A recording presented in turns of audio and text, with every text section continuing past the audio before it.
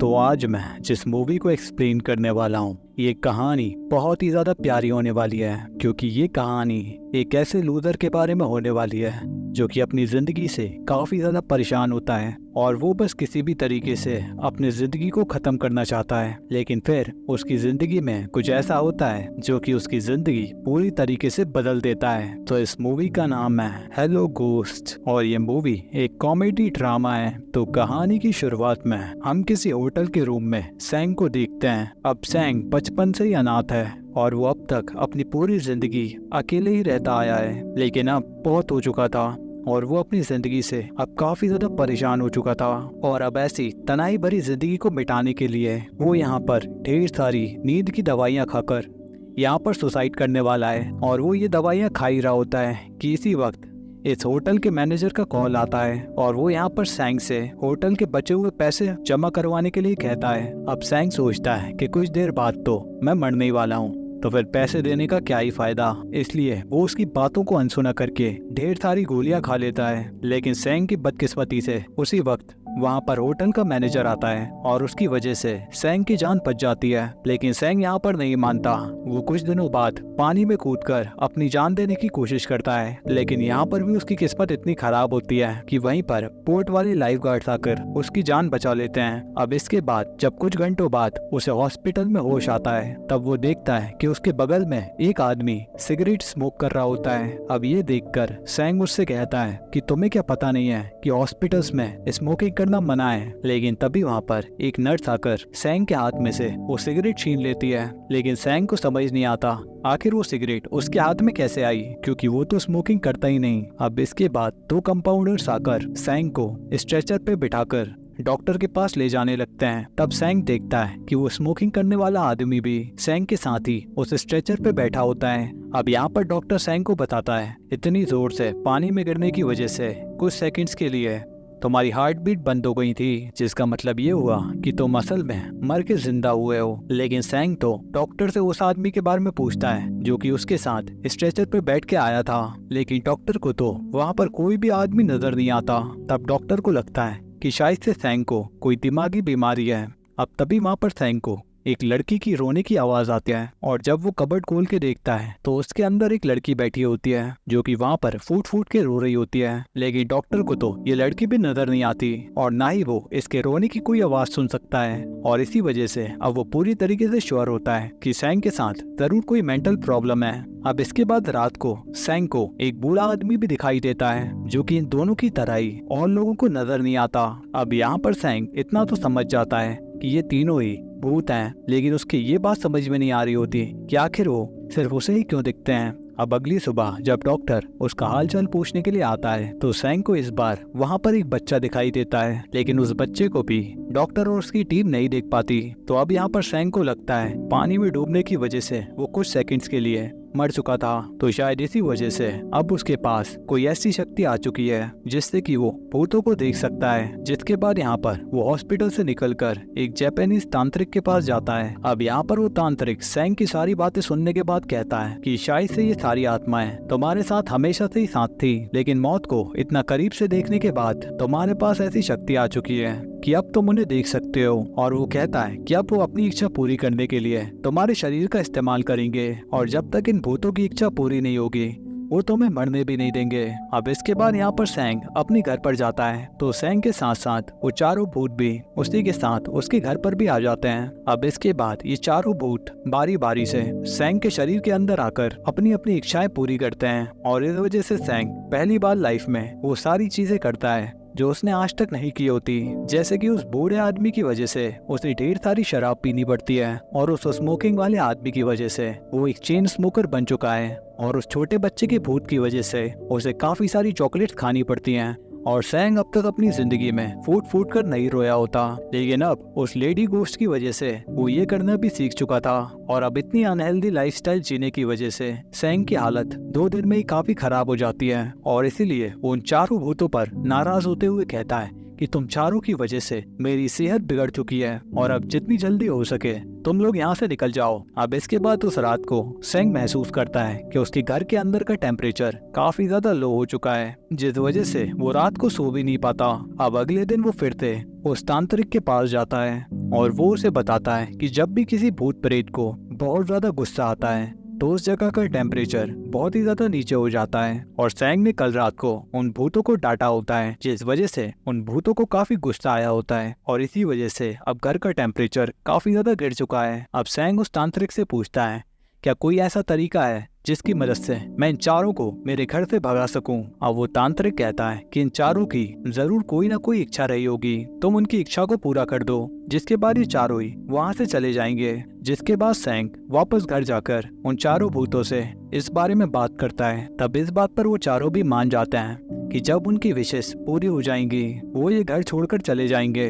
अब सबसे पहले बारी आती है इस बूढ़े आदमी के भूत की, और इस बूढ़े आदमी के भूत की ये इच्छा होती है कि उसे एक कैमरा चाहिए। जिसके बाद सैंग मार्केट जाकर उसे ढेर सारे कैमरे दिखाता है, लेकिन इस बूढ़े आदमी के भूत को इनमें से कोई भी कैमरा पसंद नहीं आता। तब सैंग काफी फ्रस्ट्रेट हो जाता है और उससे सीधा पूछता है कि आखिर तुम्हारा वाला कैमरा तुम्हें कौन सी दुकान पर मिलेगा। जिस पर यह भूत कहता है कि तुम्हें मेरा वाला कैमरा किसी दुकान पर नहीं बल्कि किसी आदमी के पास मिलेगा। तब सैंग उसके ऊपर गुस्सा करते हुए कहता है तो तुमने मुझे ये बात पहले क्यों नहीं बताई। जिस पर ये गोश्त उससे कहता है कि तुमने ये बात उससे पहले पूछी ही नहीं। और वो यहाँ पर सैंग को बताता है कि हम भूतों की भी कुछ लिमिटेशंस हैं, और वो कहता है कि हम हमारी तरफ से तुम्हें कोई भी इंफॉर्मेशन नहीं दे सकते, हम सिर्फ तुम्हारे सवालों का जवाब दे सकते हैं, वो भी सिर्फ तब जब तुम हमसे पूछोगे।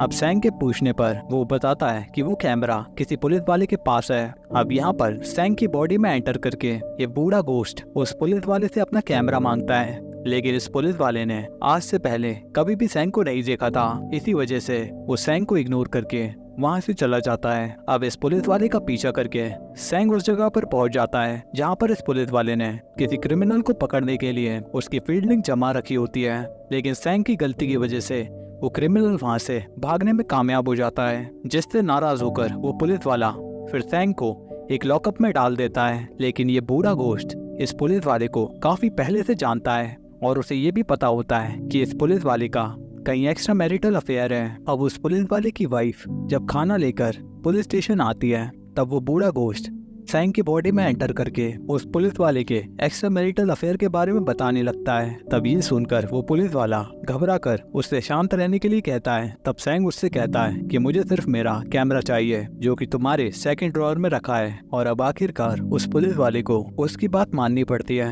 अब इसके बाद सैंग इस बूढ़े गोश्त के साथ वो कैमरा लेकर हॉस्पिटल में जाता है, और असल में इस कैमरे का असली मालिक तो इस समय इस हॉस्पिटल में एडमिट होता है। और ये आदमी किसी समय पर इस बूढ़े गोश्त का काफी अच्छा दोस्त हुआ करता था, और सैंग यहाँ पर ये कैमरा उस आदमी को लौटा देता है। अब इसके बाद सैंग यहाँ पर एक नर्स को देखता है, और उसे देखकर ही सैंग को यहाँ पर उससे पहली नजर में प्यार हो जाता है। और यहाँ पर ये गोश्त भी ये सब कुछ समझ जाता है, और वो सैंग की बॉडी में एंटर करके सैंग को उस लड़की के पास ले जाता है, और फिर बहुत ही ज्यादा माचो तरीके से उस लड़की के साथ फ्लर्ट करने लग जाता है, क्योंकि ये गोश्त काफी अच्छे से जानता है कि सैंग एक काफी बड़ा इंट्रोवर्ट है और वो चाहकर भी कभी भी उस लड़की से बात नहीं कर पाएगा। अब अपने घर वापस लौटकर सैंग उस बच्चे से पूछता है कि आखिर उसकी विश क्या है। तब उसे पता चलता है कि उस बच्चे भूत को थिएटर में जाकर एक कार्टून फिल्म देखनी है। अब सैंग जब उस बच्चे भूत के साथ उस थिएटर में जाता है तो वहाँ पर उसे उस हॉस्पिटल की नर्स भी मिलती है, और इस लड़की का नाम यून होता है, और वो भी एक बच्चे के साथ यहाँ पर वो कार्टून मूवी देखने आई होती है। और यून देखती है कि सैंग किसी छोटे बच्चे की तरह इस कार्टून मूवी को एंजॉय कर रहा होता है, और फिर ये लोग लंच करने के लिए जाते हैं, जहाँ पर सैंग को इस बच्चे भूत की वजह से काफी ज्यादा खाना पड़ता है। और यून के साथ आया हुआ वो बच्चा सैंग को इतना ज्यादा खाना खाते हुए देखकर काफी ज्यादा इम्प्रेस हो जाता है। जिसके बाद यून उस बच्चे को लेकर हॉस्पिटल में जाती है। यहाँ पर हमें पता चलता है कि ये बच्चा असल में इस हॉस्पिटल का पेशेंट है, और वो यहाँ पर यून के सामने सैंग की काफी तारीफ करता है, और वो कहता है कि वो सैंग से एक बार फिर से मिलना चाहता है। और यहाँ पर हमें ये भी पता चलता है कि यून के फादर भी इसी हॉस्पिटल में एडमिट हैं, और उनकी कंडीशन काफी ज्यादा खराब है। अब उस स्मोकर भूत की विश पूरी करने के लिए सैंग उसे एक कार गैराज में लेकर जाता है, क्योंकि इस स्मोकिंग वाले भूत की ये विश होती है कि वो एक टैक्सी ड्राइव करे। लेकिन गैरेज के मालिक को लगता है सैंग उसकी वाइफ का बॉयफ्रेंड है, और इसी गलतफहमी में वो सैंग के पीछे अपनी कार दौड़ाने लगता है। और सैंग को काफी दूर तक भगाने के बाद वो अपनी कार को एक जगह पर रोक देता है और सैंग उससे कहता है कि असल में मेरे पास कुछ साइकिक पावर्स हैं और उसकी मदद से मैं तुम्हारी वाइफ के बॉयफ्रेंड के बारे में पता लगा सकता हूँ। और यहाँ पर सैंग उस स्मोकिंग वाले भूत की मदद से उसकी कार को ठंडा भी कर देता है और सैंग उससे कहता है कि मैं तुम्हारे लिए तुम्हारी वाइफ के बॉयफ्रेंड के बारे में पता करूंगा और इसके बदले तुम मुझे बस एक कार दे देना। अब वो गैरेज का मालिक भी इस बात के लिए मान जाता है, जिसके बाद अगले दिन सैंग उस गैरेज वाले की वाइफ का पीछा करता है और उसका पीछा करते हुए सैंग उसी हॉस्पिटल में पहुंचता है जहां पर यून काम करती है। और यहाँ पर सैंग को पता चलता है कि गैरेज के मालिक की वाइफ असल में प्रेग्नेंट है और उसका कोई बॉयफ्रेंड नहीं है और बस वो अपने हस्बैंड की स्मोकिंग और ड्रिंकिंग की आदत की वजह से उसके साथ नहीं रहती। अब यहाँ पर सैंग इन हस्बैंड वाइफ की मिसअंडरस्टैंडिंग को सॉल्व करवाता है और बदले में वो गैरेज का मालिक सैंग को एक कार दे देता है, जिस कार को ड्राइव करना उस स्मोकर वाले भूत की विश होती है। और इस कार को चलाकर ये गोश्त काफी खुश होता है। अब सैंग उससे पूछता है कि आखिर तुम्हें यही वाली कार क्यों चाहिए थी। तब वो भूत उसे बताता है क्योंकि मरने से पहले ये कार मेरी थी। अब इसके बाद ये दोनों बीच पर पहुंचते हैं और सैंग उसे बताता है कि मैं पहली बार अपनी जिंदगी में आज बीच पर आया हूँ और अब मुझे महसूस होता है कि मैंने हमेशा मरने के बारे में ही सोचा और असल में जिंदगी तो मैंने कभी जी ही नहीं। अब वो भूत कहता है कि मेरा तो स्विमिंग करने का मन कर रहा है, लेकिन सैंग कहता है कि देखो मुझे स्विमिंग नहीं आती और मैं पानी में नहीं जाने वाला। लेकिन वो गोश्त सैंग की बॉडी में जाकर उसे किसी तरीके से पानी के अंदर ले जाता है और यहाँ पर स्विमिंग करते हुए सैंग को महसूस होता है कि उसकी लाइफ में कितना कुछ मिसिंग था। अब इसके अगले सीन में हम देखते हैं कि सैंग एक स्टोर पर जाकर कार्टून फिल्मों की बहुत सारी डीवीडीज खरीदता है और वहाँ से वापस जाते हुए वो कार में सिगरेट पीते जा रहा होता है। और असल में सैंग ना तो कोई स्मोकर होता है और ना ही उसे कोई कार चलानी आती है,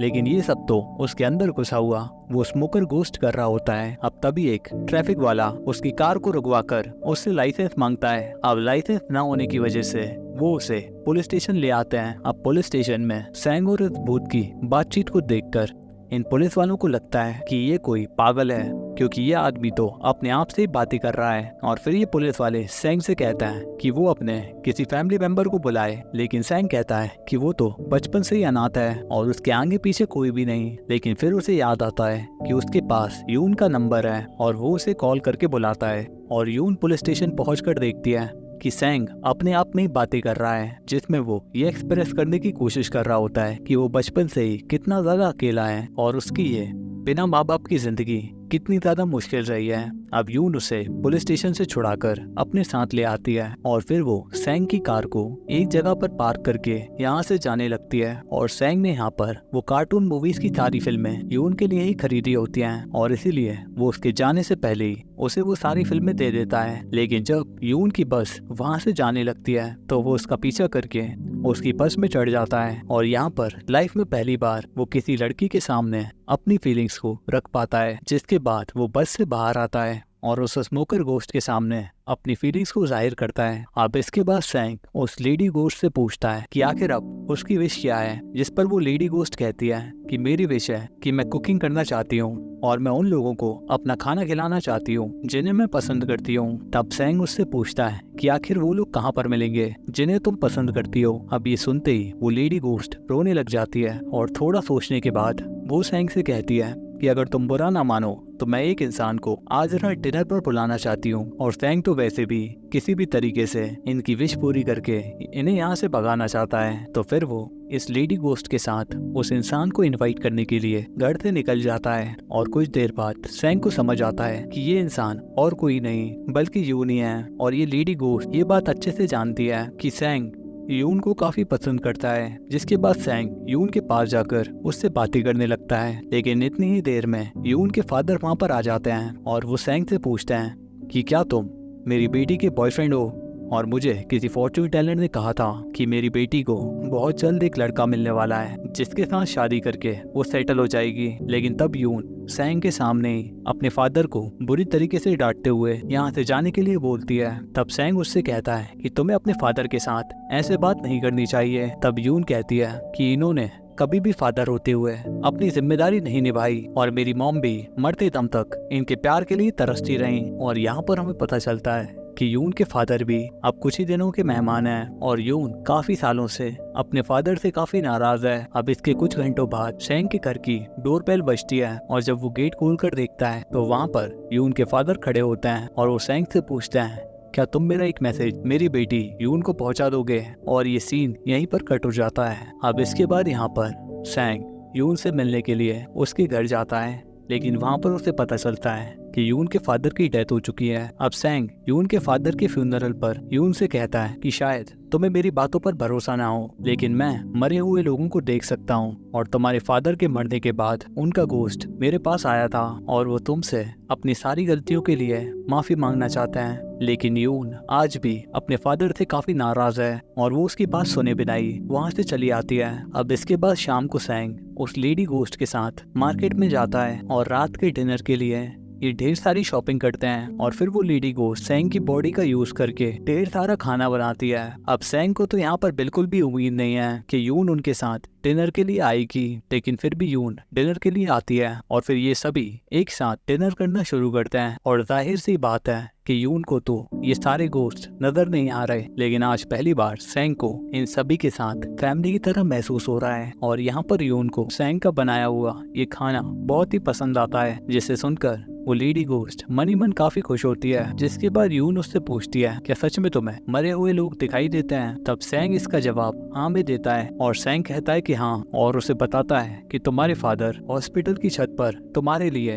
एक गिफ्ट छोड़कर गए हैं। तब यून उससे कहती है कि देखो, तुम मुझे पसंद हो, लेकिन ये बात मुझे डराती है कि तुम्हें भूत दिखते हैं। तब यून उससे कहती है कि क्या यहाँ पर भी कोई भूत है? तब सेंग कहता है कि हाँ। तब यून उससे पूछती है कि तुम हमेशा ही कुछ अलग तरीके से बर्ताव करते हो, जैसे कि तुम कोई और ही हो। कभी तुम बच्चे की तरह व्यवहार करते हो तो कभी किसी बूढ़े की तरह, लेकिन आखिर में इनमें से तुम कौन हो? तुम्हारी असली पर्सनैलिटी कौन सी है? और मुझे तो समझ नहीं आ रहा कि मैं आखिर किससे प्यार करती हूँ। तुम्हारा असली चेहरा क्या है? तब ये सुनकर सेंग चुप रह जाता है, क्योंकि सेंग जानता है कि हकीकत में तो वो सिर्फ एक लूजर है। अब सेंग को चुप देखकर यून वहाँ से चली जाती है और अब यून के जाने के बाद सेंग वहाँ पर उन चारों गोस्ट पर गुस्सा होता है और वो उन चारों से कहता है कि मेरी लाइफ में पहली बार कोई लड़की आई थी, लेकिन लगता है तुम लोगों की वजह से मुझे वो नहीं मिल पाएगी। और मैंने जब तुम चारों की विशें पूरी कर दी हैं तो अगली सुबह तक तुम्हें यहाँ से चले जाना चाहिए।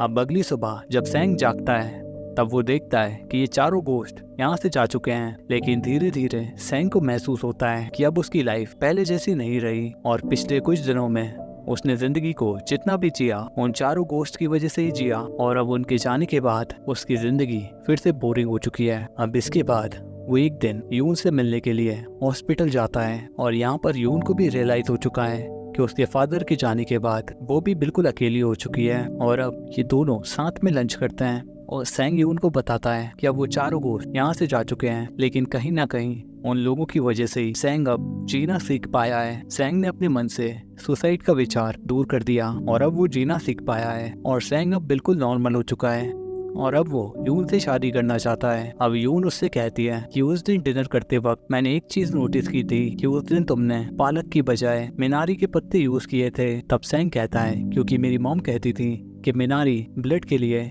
काफी अच्छा होता है। और इतना कहते ही वो एक पल के लिए सहम जाता है और वो अचानक से अपने जिंदगी के फ्लैशबैक में जाने लगता है और उसे अचानक से रियलाइज होता है कि वो लेडी गोस्ट और कोई नहीं बल्कि उसकी मॉम थी। और बचपन में जिस तरीके से वो अपनी मॉम का हाथ पकड़कर शॉपिंग के लिए जाया करता था, वो लेडी गोस्ट भी ठीक उसी तरीके से उसे अपने साथ लेकर गई थी। और अब ये सब सोचकर सेंग की आंखों में आंसू आने लगते हैं और वो उठकर अपने घर की तरफ भागने लगता है और धीरे धीरे उसे याद आता है कि असल में वो छोटे बच्चे का गोश्त असल में उसका बड़ा भाई होता है, जो कि बचपन में उसे शैतान बच्चों से प्रोटेक्ट किया करता था। और वो स्मोकिंग करने वाला गोश्त असल में सेंग का फादर था और साथ ही में वो बूढ़ा गोश्त असल में सेंग का ग्रैंडपा था। और आज से कई साल पहले सेंग के फादर ने एक नई टैक्सी खरीदी थी और उस दिन ये सभी मिलकर पिकनिक जाने वाले थे। और सेंग का ग्रैंडफादर पिकनिक की फोटो खींचने के लिए तो अपने दोस्त का कैमरा लेकर आया होता है और ये सभी बड़ी खुशी खुशी पिकनिक के लिए जा रहे होते हैं। लेकिन रास्ते में इनकी कार का किसी तरीके से एक्सीडेंट हो जाता है और इनकी कार खाई में गिर जाती है और इस हादसे में सेंग को छोड़कर उसकी पूरी फैमिली मारी जाती है। और इसके बाद से सेंग की पूरी जिंदगी अनाथालय में बीतती है और इस हादसे का उसके ऊपर इतना गहरा सदमा लगा होता है कि वो अपने बचपन की सारी यादें भूल जाता है और यही कारण होता है कि वो कभी भी समझ नहीं पाया कि वो चारों गोस्ट उसी के फैमिली मेंबर हैं। अब इसके बाद यहाँ पर सैंग रोते हुए अपने घर पर पहुँचता है और यहाँ पर वो चारों ही लोग घर पर मौजूद होते हैं और तब वो लोग बताते हैं कि वो लोग बचपन से ही हमेशा उसके आसपास ही रहे हैं और हमें ये देखकर बहुत ही दुख होता था कि तुम अपनी जिंदगी से बिल्कुल भी प्यार नहीं करते बल्कि सुसाइड करके तुम इसे खत्म करना चाहते हो। और अब यहाँ पर सैंग ने कहीं ना कहीं इन लोगों से सीख लेकर अपनी जिंदगी जीना सीख लिया होता है। और अब मूवी के लास्ट सीन में हम देखते हैं कि सैंग और यून की शादी हो चुकी होती है और सैंग अपनी फैमिली के साथ काफी खुश होता है और इसी के साथ ये कहानी होती है यहीं पर खत्म। तो कैसी लगी ये कहानी कमेंट में जरूर बताना। मैं मिलता हूँ आपसे एक और नई कहानी के साथ, तब तक के लिए गुड बाय, टाटा, सायोनारा।